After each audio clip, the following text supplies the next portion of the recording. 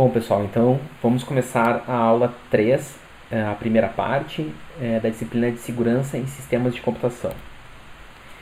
Então, nós vamos falar então na aula de hoje sobre criptografia tradicional, sobre um tipo de criptografia tradicional, que é a cifra de César, e vamos começar a falar então sobre criptoanálise. Bom, então na criptografia tradicional, existem algumas formas de fazer essa criptografia. Uma delas é conhecida como cifra de substituição. Então, nesse tipo de cifra, cada símbolo é substituído por outro.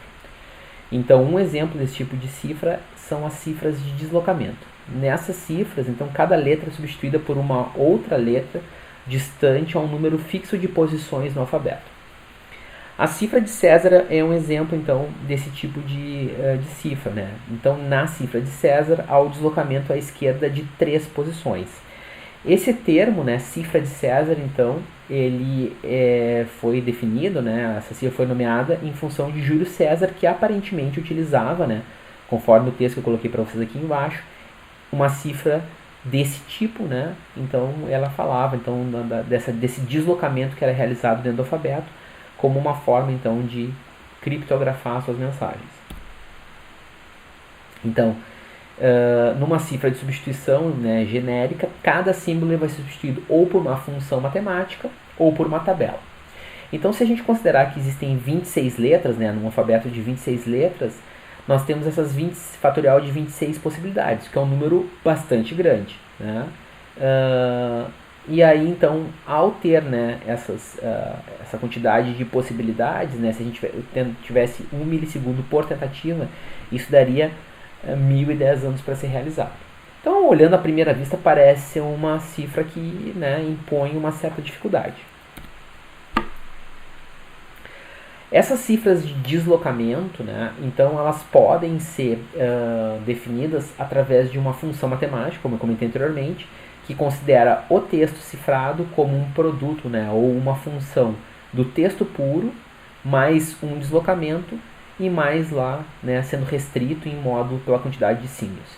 Então, no caso da cifra de César, nós vamos ter então que o texto puro mais 3, então as 3 posições de deslocamento, utilizando um alfabeto de 26 símbolos, então permite a mudança. Então, na parte inferior aqui existe o teste de uma cifra de César e a mensagem embaixo, aparentemente, como vocês podem ver, cifrada. Então, a princípio, olhando essa mensagem aqui, não é possível então descobrir qual é o significado original, ou o que a gente vai chamar de texto puro. Bom, nesse contexto eu vou introduzir o conceito de criptoanálise. Então, na criptoanálise, o objetivo é ganhar o máximo possível de informação sobre dados originais, sobre um texto cifrado, por exemplo, em geral, minimizando os recursos necessários. E daí a gente, como eu estava comentando no slide anterior, nós vamos utilizar o conceito para os dados não criptografados, vão ser chamados de texto puro, e os dados criptografados de texto cifrado. E deve-se considerar restrições, por exemplo, qual é a quantidade de informação que está disponível sobre as cifras e quais são os recursos computacionais necessários então para fazer essa análise. Em relação à quantidade de informação disponível, em geral, os princípios do algoritmo de cifragem, ou o algoritmo de cifragem, ele é conhecido. Então, normalmente é dessa forma. E quais são as informações que podem, então, ser conhecidas? Então, existem algumas técnicas que utilizam apenas um texto cifrado. Então, eu só tenho o texto cifrado e busco, então, informações sobre esse texto cifrado que está sendo analisado. Em algumas técnicas, nós temos o que a gente chama de texto puro conhecido. Ou seja, existe um conjunto de textos cifrados e os seus textos puros correspondentes que o atacante está de posse. Existem técnicas com que nós vamos chamar assim, de texto cifrado conhecido. Então, nesse caso, os textos cifrados são textos escolhidos, não é um conjunto assim que não se tem controle. E nós temos também os textos puros correspondentes. O que mais? Nós temos uma categoria chamada textos cifrados e puros escolhidos de forma adaptativa. Então, nesse caso, eu tenho os textos puros subsequentes. Então, eu tenho o texto puro, o texto cifrado e um texto puro com uma pequena modificação e para eu poder enxergar qual é a modificação que causa lá no texto cifrado. E, por fim, a gente vai ter ataques de chave relacionada. Então, eu tenho o mesmo texto puro cifrado utilizando chaves diferentes. Bom, nas questões relativas aos recursos computacionais necessários, nós temos a questão do tempo, que eu já comentei no slide anterior, né, especialmente no número de operações computacionais, qual a memória necessária e qual é a quantidade de dados que eu preciso, então, para realizar a criptoanálise. Esses parâmetros podem ser teóricos, né, ou podem ser apenas calculados, ou práticos, no sentido de alguma análise que tenha sido realizada. Os tipos de quebra realizados através de criptoanálise também variam de forma significativa. Então, por exemplo, né, existem as quebras totais, onde o atacante consegue deduzir lá a chave secreta. Depois nós temos o que nós chamamos de dedução global. Então se descobre um algoritmo que ele é funcionalmente equivalente para criptografar e decriptografar sem conhecer a chave. Né? Muitas vezes isso é feito através de ataques laterais, que a gente vai comentar nas próximas aulas. Também posso ter o que a gente chama de dedução de instância, que é a descoberta de textos puros desconhecidos a partir, obviamente, de textos cifrados.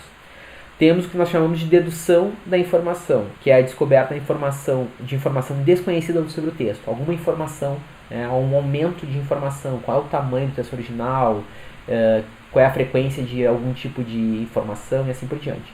E nós temos o que nós chamamos de distinção do algoritmo, que é a habilidade de distinguir o cifrador, né, ou seja, o que está sendo realizado pelo cifrador, de uma permutação aleatória. Bom, no caso da cifra de César, né, então a criptoanálise é bastante significativa. Então, utilizando apenas texto cifrado, nós vamos fazendo alterações sucessivas, né, e aí no máximo lá em 25 tentativas nós vamos chegar lá então no texto cifrado. Então, nós sabemos que esse tipo de cifra não é uma cifra que oferece segurança num contexto pelo menos atual. Bom, então nós falamos, esse ataque nós chamamos de um ataque de força bruta, porque notem que basicamente nós simplesmente realizamos todas as operações até chegar no que gerou um texto que é plausível. Isso faz sentido especialmente quando nós estamos falando de texto puro em linguagem natural. Então eu cheguei no texto puro e nós reconhecemos lá que era um texto em linguagem natural. Em alguns casos existem ambiguidades. Então, por exemplo, em inglês, se eu tenho um texto cifrado como MPQI, o texto puro pode ser tanto Aiden quanto No. Então nós não teríamos como saber se fosse só essas quatro. Obviamente, se houver contexto, né, uma quantidade maior de texto, nós conseguimos deduzir. Isso também vai começar a aparecer no sentido de quanto mais texto nós temos para analisar, em geral nós conseguimos fazer análises melhores. Mas, obviamente, gastamos também mais recursos computacionais.